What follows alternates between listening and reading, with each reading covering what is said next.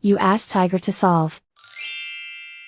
This deals with linear equations with one unknown. The final result is t equals 2. Let's solve it step by step. Simplify the expression. Expand the parentheses. Multiply the coefficients. Simplify the arithmetic. Group all t terms on the left side of the equation. Add 2t to both sides. Group like terms. Simplify the arithmetic. Group like terms.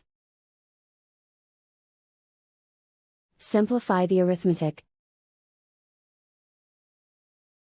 Group all constants on the right side of the equation. Add 4 to both sides. Simplify the arithmetic.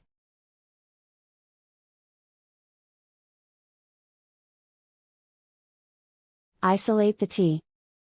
Divide both sides by 10. Simplify the fraction. Find the greatest common factor of the numerator and denominator. Factor out and cancel the greatest common factor.